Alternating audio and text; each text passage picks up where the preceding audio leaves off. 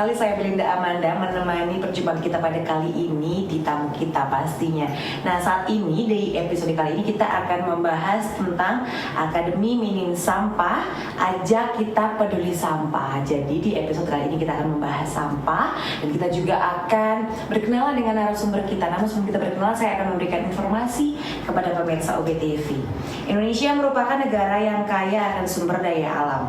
Namun apakah dengan memiliki sumber daya alam yang besar, lalu kita bisa bersantai? Tidak, kita perlu memikirkan bagaimana jadinya jika Indonesia akan kehilangan sumber daya alamnya. Sumber daya alam Indonesia bisa hancur berantakan jika kita tidak peduli sampah dari sekarang. Ya, sampah menjadi momok terbesar di Indonesia. Negara kecil dengan kekayaan sumber daya alamnya, Indonesia merupakan penghasil sampah terbesar kedua setelah negara Cina. Karena latar belakang inilah, 3 alumni dari kelas belajar Zero Waste yang berdomisili di Malang sepakat untuk menyebarkan kepedulian pada sampah yang dihasilkan. Bergerak dari hulu, mengedukasi untuk mengurangi produksi sampah dengan 3 metode. Cegah, maksud kami, cegah, pilah, dan olah. Baik pemirsa, itu tadi informasi yang sudah saya berikan. Nah, saat ini kita akan langsung saja berkenalan dari Akademi Minim Sampah, yaitu ada Mbak Dika Wardani selaku pembimbing Akademi Minim Sampah. Halo Mbak. Halo, selamat pagi. Selamat pagi. Ada juga Mbak Pratiwi Indahsari selaku founder Minim Sampah. Betul ya? Iya. Betul, ini maksudnya gelarnya atau mungkin Enggak ada gelarnya. Nggak ada gelarnya ya. Ya, di sini kita sama-sama belajar. Sama-sama belajar. Oke. Nah, sebelum kita membahas tentang mungkin sampah dan juga yang sudah saya informasikan ke pemirsa OBTV, boleh dijelaskan nggak sih Akademi Minim Sampah ini sebenarnya apa sih? Gitu. Siapa yang mau menjawab? Mbak Sari. Akademi Minim Sampah ini sebuah tempat belajar di mana kita berusaha untuk tempat belajar untuk lebih peduli terhadap sampah yang ada di Indonesia. Oke. Awalnya bisa berdiri Akademi Minim Sampah ini apa sih? Yang mungkin mempelopori gitu. Ya udah kita bikin akademi ini aja gitu. Awalnya kepedulian kita terhadap sampah yang ada di Indonesia ya, karena sampah-sampah di Indonesia itu kebanyakan belum terolah dengan baik. Jadi dengan adanya Akademi Minim Sampah itu kita bisa belajar bagaimana untuk mengolah sampah. Oke, berarti awalnya yang menciptakan Akademi Minim Sampah ini adalah 3 alumni Zero Waste itu tadi ya. Nah, itu sebenarnya kalau yang mungkin suatu pembelajaran online begitu ya, Zero Waste itu, atau seperti apa? Begitu boleh dijelaskan, Mbak Dika? Jadi awalnya itu saya punya kelas belajar lewat WhatsApp gitu, yang mengajak ibu-ibu nih, terutama ibu-ibu, karena saya melihat setelah saya pelajari bahwa menurut data Kementerian Lingkungan Hidup, salah satu penyumbang terbesar ke TPA atau tempat pembuangan akhir itu adalah rumah tangga. Oke. Gitu. Jadi rumah tangga itu mendominasi timbulan sampah. Sehingga saya pikir kalau ibu melek terhadap hal ini gitu, itu akan banyak mengurangi, akan banyak ya membantu lah gitu. Kalau kita berharap pemerintah yang membereskan, tentu akan sangat lama ya. Jadi ini istilahnya kita mencoba menyadarkan dari sumbernya yaitu rumah gitu. Dan kemudian supaya belajarnya itu lebih mudah, kita memang buatnya kelas WhatsApp, belajar online. Nah, kebetulan Mbak Sari, kemudian Mbak Elis dan Mbak Anissa itu salah tiga dari alumni kelas ini yang berbeda batch sebetulnya, beda angkatan gitu. Tapi ketemu karena sama-sama di Malang gitu.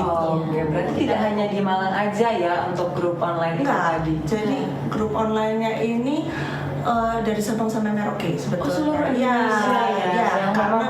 Karena kan di grup WhatsApp itu long distance learning lah ya. Gitu. Jadi LDR.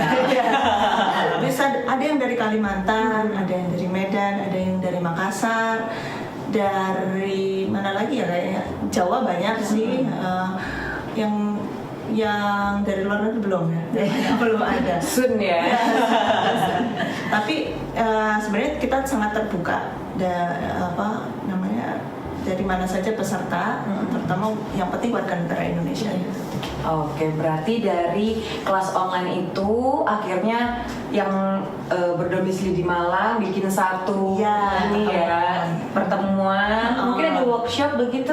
Ya, kopdar dulu, terus kemudian ngobrol-ngobrol kayaknya Malang perlu nih gitu, kelas belajar atau ruang untuk belajar yang tatap muka, sehingga masyarakat itu mengaksesnya juga lebih mudah.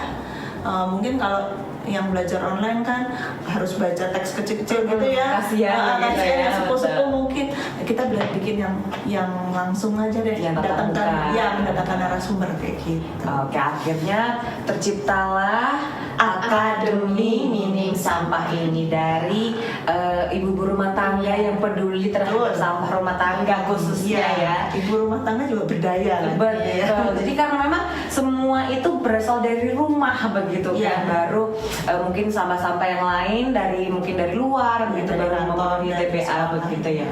Oke, dari kepedulian terhadap sampah rumah tangga akhirnya bisa tercipta suatu Akademi Minim Sampah. Wow, ini sangat luar biasa loh ya Mbak sekalian. Jadi dari kepedulian terhadap sampah begitu kan, karena memang sampah ini mungkin orang menyepelekan awalnya cuma satu aja begitu kan, tapi berapa juta warga negara Indonesia ini kan, belum lagi dikalkulasi dengan jumlah penduduk yang ada di dunia, itulah menumpuk. Nah, kalau begitu kita nanti akan bahas sampah lebih mendalam lagi begitu kan, tapi kita jeda dulu ya. Untuk itu pemirsa jangan kemana-mana, tetap bersama kami di Tamu Kita. Masih bersama kami di Tamu Kita. Nah, tadi kita sudah berkenalan dengan narasumber dan juga kita mendengar penjelasan seperti apa dan bagaimanakah Akademi Minim Sampah ini terbentuk. Saat ini kita akan lebih dalam membahas tentang sampah-sampah atau fakta-fakta tentang sampah yang ada di Indonesia. Kita langsung saja bertanya. Nah, ini nanti Mbak Deka dulu atau Mbak Sari dulu yang mau menjawab. Saya bertanya tentang fakta sampah yang ada di Indonesia. Ini kan ada sampah elektronik, juga sampah hasil konsumsi atau bahan pangan begitu kan, sampahnya ada banyak sekali macam-macam sampah begitu kan. Faktanya untuk sampah sendiri di Indonesia seperti apa? Untuk sampah di Indonesia sendiri itu sebenarnya banyak sekali yang kita hasilkan. Jadi Indonesia itu nomor 2 penghasil sampah polusi lautan. Kemudian Indonesia masuk 5 besar sampah makanan, masuk 10 besar sampah elektronik juga, dan ikut 3 besar untuk penggundulan hutan. Nah, seperti itu. Jadi sampah-sampah di Indonesia itu kebanyakan belum terkelola dengan baik. Jadi sekitar 69% itu sampah masuk ke TPA, dan untuk 7%-nya itu diolah, didaur ulang, sedangkan sisanya yang banyak yang dibakar, ditimbun, bahkan sampai ke laut. Nah, seperti itu. Oke. Nah, kalau misalnya sampah yang bisa didaur ulang ini kan enak gitu kan, bisa mungkin mengurangi penumpukan sampah itu. Tapi bagaimanakah sampah-sampah yang masih tertimbun begitu, yang masih belum bisa diolah, bahkan tidak bisa terurai begitu? Apalagi mungkin masyarakat juga di luar sana masih banyak yang ya udah daripada aku buang ke TPA aku bakar aja. Apakah itu sebenarnya bagus atau tidak sih membakar sampah itu? Mungkin Mbak Deka menjawab. Itu berbahaya sekali sebetulnya, dan sudah dilarang pemerintah dalam undang-undang persampahan. Kita punya loh undang-undang persampahan ya, dan banyak yang nggak tahu gitu. Undang-undang nomor 18 tahun 2008 itu menyatakan bahwa setiap rumah tangga itu sebenarnya wajib untuk mengurangi reduce atau mencegah, kalau bahasa kita ya, mencegah potensi terjadinya sampah. Jadi gitu. Kemudian menggunakan ulang apa-apa yang sebenarnya bisa kita gunakan ulang sebelum kita buang gitu. Kemudian yang terakhir itu baru didaur ulang. Daur ulang kalau dalam 3R, recycle tuh nomor terakhir nih gitu. Jadi yang pertama harusnya dikurangi dulu. Karena kalau tidak dikurangi ya mau didaur ulang segimanapun akan tetap banyak sekali gitu. Sehingga memang kita ini kampanyenya yang terutama kita kampanyekan itu adalah pencegahan dari sumbernya. Jadi karena itu sebenarnya sangat bisa kita lakukan. Jika masing-masing itu menyadari gitu ya, sebenarnya banyak sekali yang bisa kita lakukan untuk mencegah, mengurangi, menolak timbulnya sampah gitu. Jadi kegiatan membakar, terus membuang ke sungai, membuang ke laut itu sebisa mungkin nanti kita minimalisir. Berarti itu juga tugas dari Akademi Minim Sampah untuk mengedukasi ini ya. Sebenarnya tugas kita semua ya, karena kita sendiri juga masih 1 tahun berjalan gitu, dan sangat banyak sebenarnya masalah yang kita hadapi, sehingga kalau kita hanya mengandalkan 1-2 pihak itu sangat kurang gitu. Berarti harus ada keterlibatan dari berbagai pihak. Mungkin bisa nanti kolaborasi itu yang dinas kebersihan, dinas lingkungan hidup mungkin bisa kolaborasi mengadakan workshop yang lebih besar begitu kan. Itu bisa didengar oleh dinas terkait ya kan. Iya, kita terus gini. Kan sebelum mencegah kita harus tahu jenis-jenis sampah yang ada di Indonesia dan juga ada di dunia ini apa-apa saja begitu kan. Kadang kita hanya tahunya nih sampah plastik, sampah makanan begitu kan. Tapi masih banyak orang di luar sana yang masih belum tahu sebenarnya jenis sampah ini ada berapa sih seperti itu. Tidak terhitung karena plastik sendiri itu kategorinya juga macam-macam. Jadi ada plastik yang PET, ada yang PP dan sebagainya gitu, macam-macam. Sekarang ini yang lebih berbahaya lagi ya, yang masyarakat itu kurang aware adalah plastik-plastik yang komposit. Plastik komposit itu yang jenisnya multi layer, misalkan sasetan, atau misalkan kemasan kayak kemasan kopi, kemasan masker, kemasan makanan ringan, yang luarnya kertas, ternyata dalamnya ada plastiknya. Nah itu kalau kita bawa ke bank sampah Malang misalkan, mereka juga kesulitan untuk mendaur ulang ini karena 2 lapis ya, atau kadang beberapa lapis. Seperti juga paper cup yang kita biasa gunakan untuk minum kopi, minum teh, itu kan kertas, dalamnya ada lapisan plastik supaya nggak bocor gitu kan minum. Itu juga sangat sulit untuk didaur ulang karena harus dilepaskan, 2 lapisan itu harus terlepas. Berarti tidak bisa serta-merta udah aku kasih ke bank sampah aja begitu kan dengan gamblangnya, tapi kita tidak memikirkan bahwa sebenarnya itu sangat susah untuk diuraikan juga. Bilah pun masih harus bingung gitu, harus ada orang lagi yang memilah lagi di ini kan begitu ya. Oke. Nah, kalau misalnya Akademi Minim Sampah ini menyoroti banyak sekali anak-anak muda gitu ya, yang masih kurang aware terhadap sampah plastik ini, itu seperti apa dari Akademi sendiri menilainya? Jadi sebisa mungkin ya kita untuk mencari tahu sebenarnya sampah-sampah kita itu akan berakhir kemana. Nah dengan kita tahu, kita belajar, oh ternyata sampah kita terurainya lama, ratusan tahun. Nah dengan kita tahu, jadi kita bisa mengambil langkah apa yang sebaiknya kita lakukan untuk mencegah terjadinya sampah. Oke, berarti memang edukasi itu sangat penting gitu ya, karena sampah plastik ini sangat krusial sekali memang, apalagi banyak sekali sorotan-sorotan media, apalagi nowadays ini kan. Nah, belakang ini juga banyak sekali tentang mungkin seperti penyu yang terikat oleh plastik begitu kan, terus yang ada mungkin paus makan botol begitu kan, banyak ternyata pas mereka sudah mati, pas dibuka perutnya ternyata isinya plastik semua. Nah, inilah kenapa sampah plastik menjadi sorotan besar begitu ya. Jadi kita akan membahasnya lebih dalam tentang sampah plastik ini. Untuk itu pemirsa jangan kemana-mana, tetaplah bersama kami tamu kita.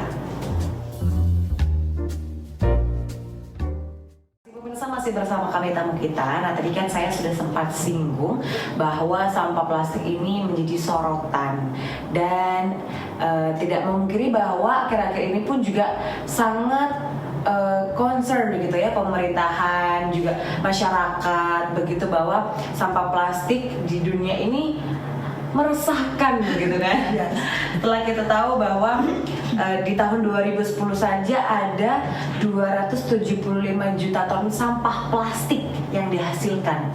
Itu baru sampah plastik begitu kan, belum sampah-sampah yang lain begitu. Nah, ini kan di antara sampah plastik jutaan ton itu akhirnya terbuang ke laut. Ada yang memang sengaja membuang di laut, ada yang memang terbawa oleh ini mungkin angin atau air, hujan begitu. Karena ini tanggapan dari akademi sendiri, Mbak Deka atau Mbak Sari mungkin yang mau menjawab ini seperti apa tanggapannya? Ya memang kita harus peka ya, karena kalau saya pribadi merasa bahwa bumi ini cuma satu, gitu. Bumi kita cuma satu. Kalau rusak, kalau kenapa kita nggak bisa escape, kan kita nggak bisa pindah. Jadi ya harus kita sayang, harus kita jaga bareng-bareng gitu. Karena kita berbagi, kita sharing bumi kita ini dengan generasi mendatang. Nggak hanya kita sekarang gitu, tapi juga nanti anak cucu kita kan gitu. Kalau kita mewariskan sesuatu yang rusak, mereka akan dapat apa? Jadi kalau menurut saya ya sebisa mungkin kita bukannya anti plastik sebetulnya, kita nggak campaign untuk anti plastik, tapi kita mengajak sama-sama untuk bijak, untuk sadar gitu. Kalau mau mengkonsumsi sesuatu, kalau mau membeli sesuatu, kita pikirkan dulu, benarkah kita membutuhkan ini gitu. Misalkan kita mau beli katakanlah cendol aja atau es gitu ya, es kelapa muda gitu. Biasanya kan pakai plastik terus kasih sedotan gitu. Nah kalau kita campaignnya ayo bawa botol sendiri ya. Jadi kita bisa beli, tetap kita bisa minum itu, kita bisa jajan, tapi sebenarnya kita nggak butuh plastiknya. Kita bisa bawa yang pakai ulang seperti ini. Jadi sebenarnya bukan untuk ngajak anti plastik gitu. Kadang-kadang kan miskonsepsinya kita dikira anti plastik ya. Padahal mungkin botol seri itu juga terbuat dari plastik, cuma tidak sekali pakai. Itu bisa dipakai sampai beberapa puluh kali, bahkan ratusan kali seperti itu. Karena kita harus menyadari juga sampah yang sampai ke laut, yang sampai ke sungai itu sebenarnya tidak terurai gitu. Kalau dibilang terurai 400 tahun dan sebagainya, kalau menurut penelitian ini akan hancur berkeping-keping ya, menjadi mikroplastik namanya. Nah kalau udah ukurannya mikro, maka akan bisa dikonsumsi oleh ikan yang ada di laut ya. Kemudian bayi-bayi ikan tuh banyak sekali menurut penelitian yang memakan itu ya, mikroplastik itu ya. Betul. Dan akan terbawa sampai dia besar, ditangkap nelayan, kita makan. Akhirnya penelitian Ekoton yang terakhir tahun lalu, Ekoton itu salah satu peneliti kualitas air ya di Jawa Timur, itu menunjukkan bahwa dalam feses manusia itu sudah terdapat plastik gitu. Jadi itu sebenarnya sebuah fakta yang mencengangkan, dan itu sudah menampar kita gitu, bahwa ternyata di tubuh kita sendiri sudah ada plastik yang kita konsumsi tapi sadar dari makanan-makanan yang kita konsumsi, apalagi dari mungkin ikan laut begitu ya. Ya nggak cuma ikan laut, garam laut juga ini sudah. Kemudian telur. Nah sekarang ayam-ayam itu juga sering banget makan dari sampah-sampah. Betul. Jadi dampaknya itu rentetannya panjang sekali dalam sebuah siklus hidup ya, rantai makanan kita gitu. Jadi dari sederhananya si plastik ini, tapi ternyata cukup berbahaya yang ujung-ujungnya ke kita sendiri. Jadi kayak ini ya, senjata makan tuan gitu kan, kita pakai sekali pakai kita buang, ternyata ujungnya balik lagi ke kita, dan itu malah dampaknya ke kesehatan kita sendiri begitu ya. Berarti kalau dibilang sama Mbak Deka tadi bahwa sampah ini tidak terurai, tapi hanya hancur dan menjadi mikroplastik. Nah, Ya. bagaimana sih mereka ini bisa sampai mungkin tersebar di laut begitu kan? Biasanya kan sudah ada TPA nih, tapi kenapa masih ada yang bisa sampai mencemari lautan, kecuali memang mereka yang sengaja. Tapi yang dari unsur yang tidak sengaja ini seperti apa? Dari unsur yang tidak sengaja kebanyakan yang terbawa oleh angin, kemudian terbawa arus sungai, kemudian terbawa oleh hujan. Kan plastik-plastik itu atau mikroplastik itu kan bisa terbang kemana saja, jadi ya bisa mencemari tanah, juga mencemari air laut.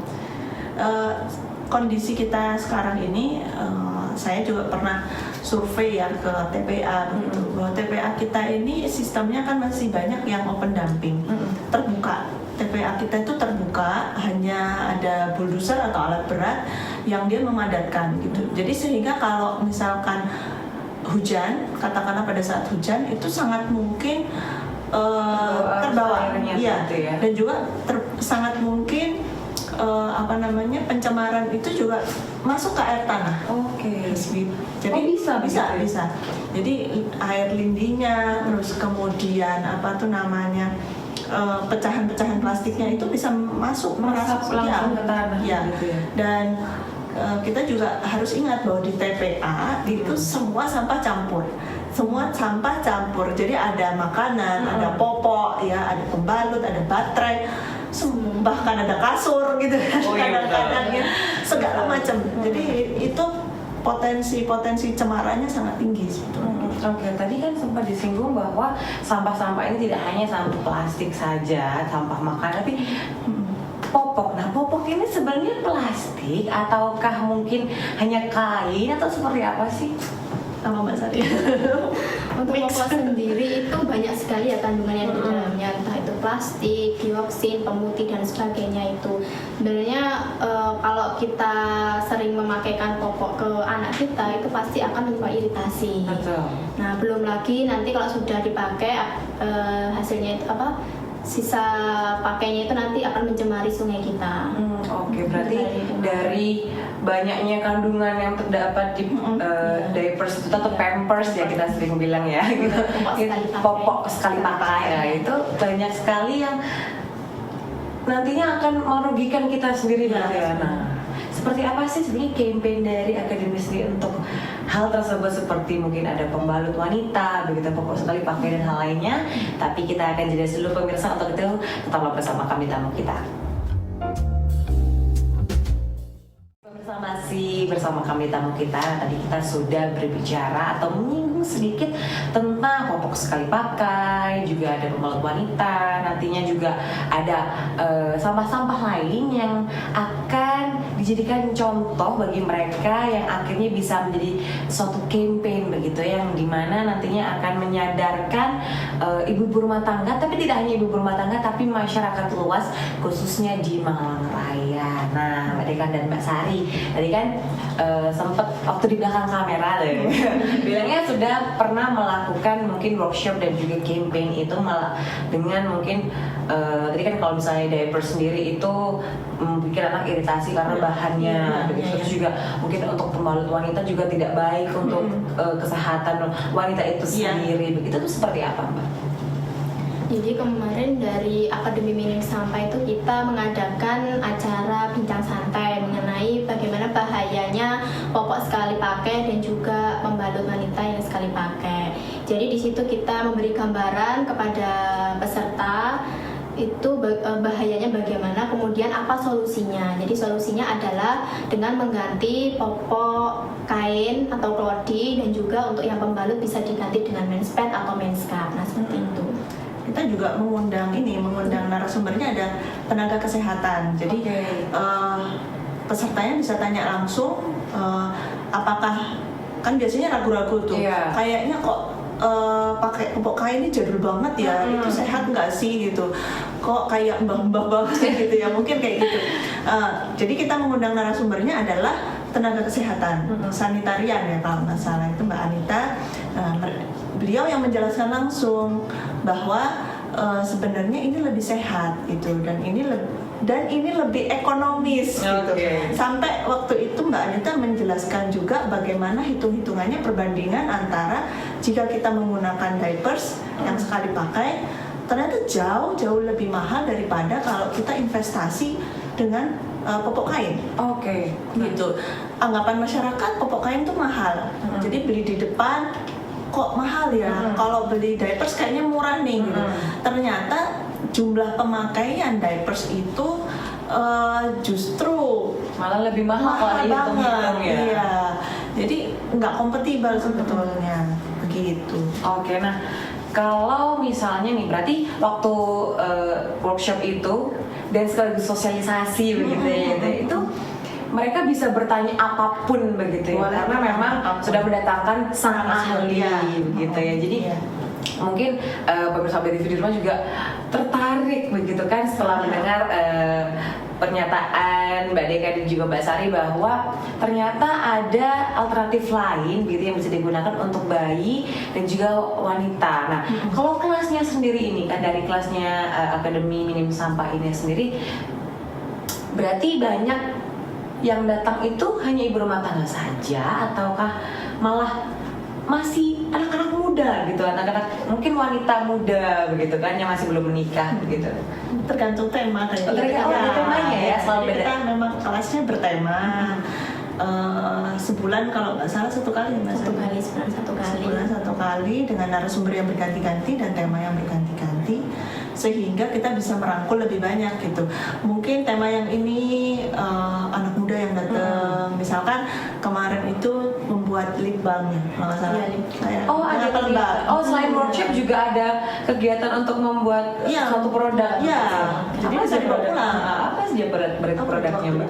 Kemarin tuh lip balm, kemudian face oil ya kalau nggak salah. Iya kayaknya face oil itu. Pelembab. Oh iya pelembab.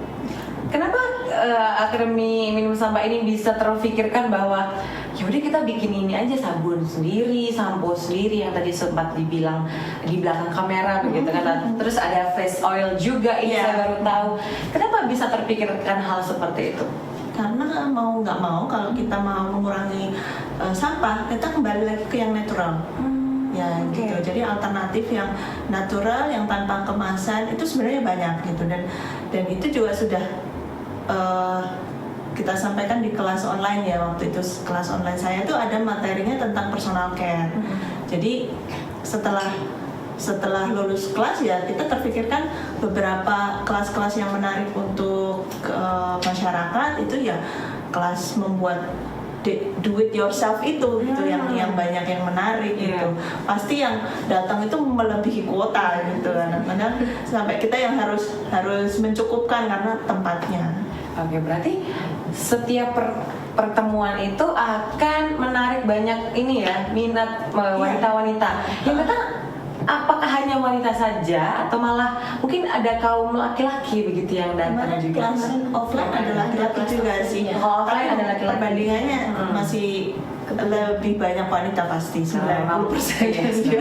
Karena memang wanita ini yang sering di rumah, yang lebih peka dan perhatian begitu ya terhadap sekitar. Berarti kegiatan dari Akademi Minum Sampah ini sangat menarik sebenarnya. Karena juga kita ada kelas mengolah minyak bekas atau yang kita sebut jelantah. Itu bisa dijadikan lilin, juga bisa dijadikan sabun cuci.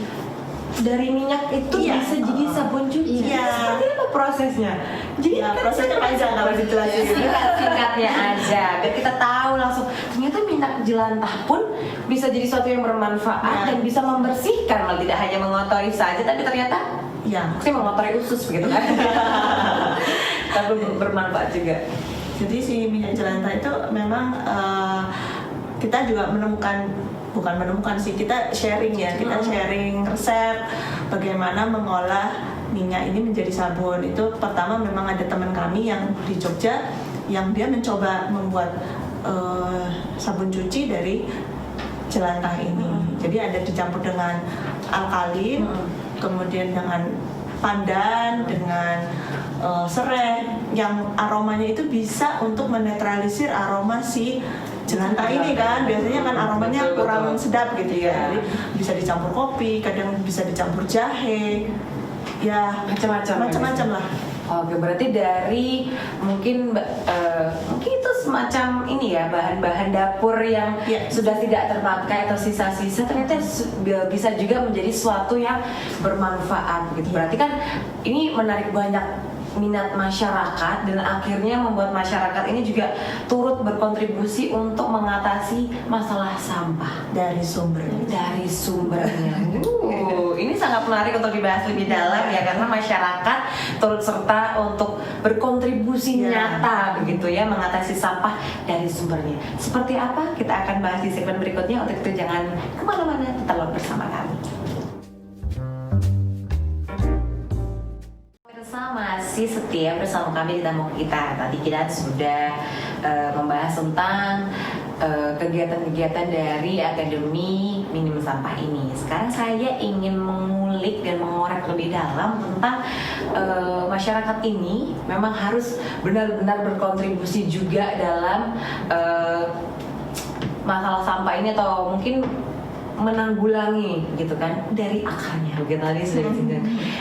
Contoh kecil saja yang kita bisa mulai gitu kan, mungkin dari kegiatan kita sehari-hari itu seperti apa? Mbak Deka atau Mbak Sari mau berbicara? Oke, Mbak Sari monggo. Jadi dari rumah kita bisa mencoba untuk mengompos. Jadi sisa dapur kita bisa komposkan.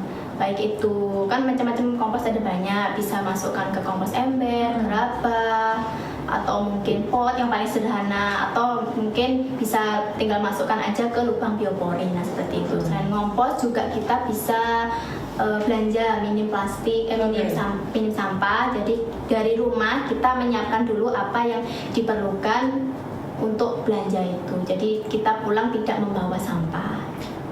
Kalau tidak membawa sampah ini seperti apa contoh kecilnya, Mbak? Misal pun kan kita bawa kantong sendiri nih, kantong belanja sendiri begitu. Apakah kita benar-benar tidak pas kita beli misalnya tomat nih setengah kilo nih langsung dimasukkan aja, nggak usah pakai plastik, atau seperti apa? Ya, jadi dari rumah memang kita membawa kantong sendiri. Jadi ketika kita membeli, kita memberikan kantong kita kepada penjualnya, Pak ini kita pakai wadah sendiri. Jadi kita meminimalisir sampah plastik utama. Jadi di dalam tas itu kita sediakan kantong serut. Jadi bawa kantong kain, kantong serut yang kecil-kecil gitu. Nah, itu bisa tidak tercampur gitu ya. Bisa Seperti itu. Kalau untuk yang basah bisa pakai wadah gitu, kayak kotak bekal itu. Misalkan mau beli udang atau beli ikan, nah langsung masuk ke situ di wadah aja gitu. Oh benar-benar ini ya benar-benar zero plastik ya. Oke, luar biasa. Begitu di rumah tinggal dibersihkan. Jadi untuk meminimalisir penggunaan sampah plastik khususnya, ya itu kontribusi masyarakat dari rumah. Hal kecil aja, kita kalau belanja gitu kan ke pasar untuk belanja sehari-hari bisa menggunakan kantong sendiri, begitu kan juga kita membawa wadah untuk mungkin bahan makanan yang basah seperti itu.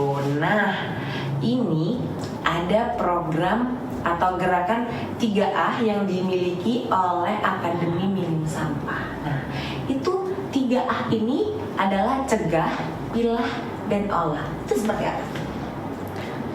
Cegah ini maksudnya adalah mencegah potensi sampah terjadi. Jadi kita mengajak untuk masyarakat ini memikirkan, merencanakan segala sesuatu, sehingga pada waktu misalkan nantinya akan ada potensi sampah, itu bagaimana cara mengatasinya. Contohnya misalkan yang gampang aja, kalau mau arisan gitu, katakanlah arisan ini pasti biasanya pakai air mineral kemasan gitu. Betul. Cara mencegahnya gimana? Ya udah, kita bikin minuman berwarna. Minuman berwarna kita pakai teko, kita pakai gelas-gelas, sehingga tidak lagi mengeluarkan air mineral kemasan. Contohnya seperti itu. Jadi merencanakan segala sesuatu sehingga potensi sampah itu bisa sangat kita kurangi. Kemudian yang kedua, memilah. Memilah ini penting dilakukan karena sampah di Indonesia itu rata-rata dari sumbernya sudah tercampur. Memang alasan masyarakat kenapa nggak mau memilah, katanya sama petugas dicampur lagi gitu. Iya, betul. Padahal sebetulnya kenapa kita memilah, karena nantinya kalau kita sudah pilah itu kita bisa mengolah kalau kita sudah memilah yang kering atau yang plastik, yang logam, kita bisa setorkan ke bank sampah Malang. Iya. Bank sampah Malang itu menerima hampir 80 jenis sampah. Jadi mulai plastik, kaleng, kaca itu banyak sekali yang diterima oleh Bank Sampah Malang. Cuman ada ininya sendiri ya, maksudnya kayak Harus bersih, harus bersih kondisinya. begitu ya, dan Harus tidak bersih. sembarangan langsung dihasilkan ke bank sampah ya, gitu. betul. Kemudian setelah yang tadi yang anorganik atau yang keringnya itu sudah kita sisihkan, tadi sesuai kata Mbak Sari, yang basahnya atau sampah dapurnya, yang organiknya kita komposkan. Sehingga kalau kita sudah melakukan ini dengan memilah, kita bisa mengolah yang ketiga. Nah, dengan cegah pilah olah itu rata-rata yang berada di kelas belajar zero waste itu bisa mengurangi sampai 70% sampah kirimannya ke TPA. Jadi biasanya tinggal sisa 10-20% aja gitu. Yang Masih ada dibawa ke residu-residu. Mungkin sampah medis, katakanlah kayak ada perban atau Iya. apa itu ya. Yang lain-lain itu sebenarnya sudah bisa terkelola gitu. Oke, kan sudah mencegah tadi untuk hal-hal yang mungkin memicu banyak atau penumpukan sampah plastik. Terus kita juga sudah memilah begitu kan sampah-sampah yang kita hasilkan begitu harus digolongkan sendiri. Memang kalau kita lihat apalagi di masyarakat ini sendiri sudah mulai ini ya, sudah mulai terjadi, sudah mulai mungkin menerapkan begitu kan mereka bahwa pemilahan sampah ini memang harus disesuaikan karena memang ujung-ujungnya nanti tidak dijadikan satu tapi memang benar-benar sudah dikategorikan sama ininya ya, petugas sampahnya begitu ya. Oke. Nah, ini dampak positifnya pasti banyak dong yang sudah didapatkan dari gerakan 3A ini. Alhamdulillah. Alhamdulillah, jadi TPA kita berkuranglah beban untuk sampahnya itu. Ya termasuk juga petugas kebersihan ya. Kita kan kalau rata-rata sih teman-teman itu cerita bahwa setelah mereka mengelola sampahnya sendiri-sendiri di rumah, mereka bisa berempati lebih gitu kepada petugas kebersihan karena mereka juga jadi tahu gitu, oh petugas kebersihan itu ternyata berat ya kerjanya gitu. Dengan kayak gini kita sangat bisa meringankan beban mereka gitu. Selain mengurangi sampah yang ada di masyarakat, maksudnya sampah plastik, makan gitu kan, bukan manusianya yang kita singkirkan begitu ya, tapi memang hasilnya malah kita bisa ini ya, tumbuh empatinya, kita bisa lebih peka lagi, kita bisa mungkin lebih sadar akan bahwa kita memanusiakan orang lain, gitu, manusiakan manusia lain, gitu. Dari hal kecil itu tadi ya. Dari satu hal kita bisa mendapatkan banyak hal. Luar biasa. Kita beri tepuk tangan dulu. Oke, itu salah satu contoh kecil yang sudah dilakukan oleh Akademi Minim Sampah, begitu ya. Iya. Nanti kita akan tanya-tanya kegiatan nanti mendatang programnya akan apa sih yang mau dikerjakan dalam waktu dekat dan juga sudah. Nah, cara bergabungnya nanti seperti apa di Akademi Minim Sampah ini? Nah, kita akan mengulasnya di segmen terakhir nanti. Untuk itu pemirsa kita jeda dulu ya. Stay tune terus di tamu kita.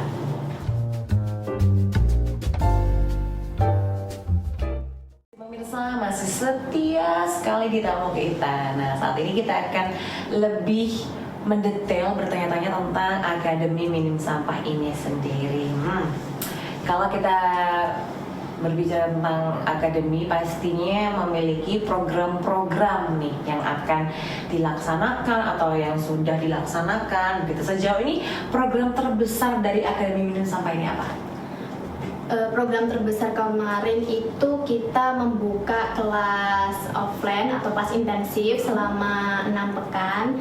Jadi kita belajar tatap muka sehingga peserta itu bisa mendapat materi dan praktek langsung. Praktek langsung bagaimana pola hidup minim sampah. Nah, ada misalnya belajar mengompos, belajar belanja minim sampah, kemudian kunjungan ke TPS juga supaya mereka aware.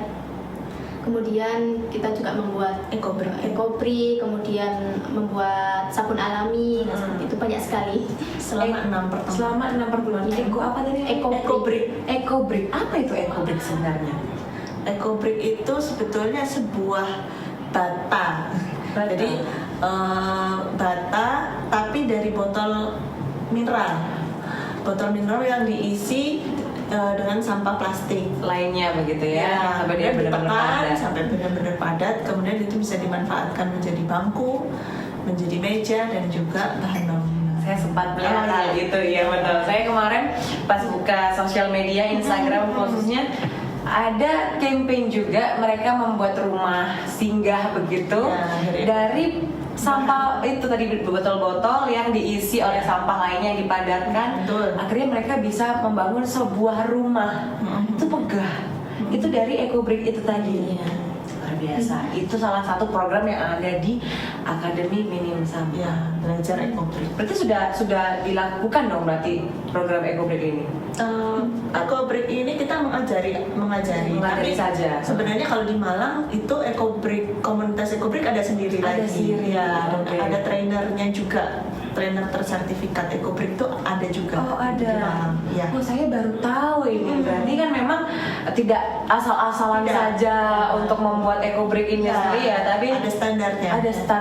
Dan ini juga yang diterapkan oleh Akademi Minim Sampah begitu ya, dan juga sudah ini mungkin ikut kelasnya juga. Ya, salah satu dari beberapa dari kita sudah pernah ikut kelas dari ekobrik itu, dari si trainer itu. Betul. Terus akhirnya diterapkan di akademi ini. Nah, ini mungkin bisa nantinya setelah diajari begitu ya, anggotanya langsung bisa praktek di rumah, mau bikin bangku ya kan, bikin mau meja gitu.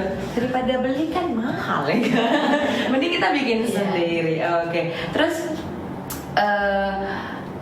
berarti kegiatannya hanya bulanan aja, sebulan sekali begitu atau? Ya, karena memang keterbatasan. Ya kita kan sama-sama ibu rumah tangga juga, jadi kita meluangkan waktu sebulan 1 kali. Karena mau sebulan sekali pun persiapan kelasnya itu juga panjang biasanya. Mulai dari pendaftaran, mencari narasumber, mencari tempat, gitu. Oke, berarti benar-benar meskipun 1 kali dalam sebulan, tapi benar-benar matang begitu. Jadi nggak hanya asal-asal misalnya saya mau kasih materi ini deh, itu yang lagi hits begitu kan. Tapi benar-benar matang dan nantinya bisa diterapkan di rumah gitu ya. Oke, nah penasaran dari tadi kan bahasnya gimana sih, banyak anggotanya, banyak kegiatannya, tapi nggak tahu gimana caranya kita untuk daftar dan bergabung di Akademi Minim Sampah ini. Bagaimana sih caranya? Boleh promo? Untuk kita sendiri, Akademi Minim Sampah belum membuka open member, tapi bagi masyarakat yang ingin ikut bisa bergabung di kelas tematik kita setiap bulan sekali itu. Ada Instagramnya dong pastinya kan, Akademi Minim Sampah ini, boleh? Di Instagramnya itu @akademi_minim_sampah, dikasih semua. Sambung ya, @akademi minim sampah. Jadi buat pemirsa UBTV di rumah yang mungkin penasaran begitu kan, gimana sih kelas-kelasnya setiap bulan begitu, terus apa saja sih yang di-up gitu kan sama Akademi Minim Sampah, bisa jadi up to date begitu ya tentang Akademi Minim Sampah dan juga isu-isu yang sedang dibahas begitu. Jadi bisa langsung aja follow Instagramnya di @akademi minim sampah. Nah, nanti di situ mereka akan kasih informasi ke pemirsa UBTV di rumah. Luar biasa loh ya. Nah, untuk open membernya sendiri berarti itu kapan? Belum ada. Cuma saat ini berarti pengurus aja gitu. Sekarang baru pengurus aja. Tapi ada peserta kelas, kita menyebutnya peserta kelas. Yang terbuka umum itu adalah peserta kelas. Itu boleh siapa aja.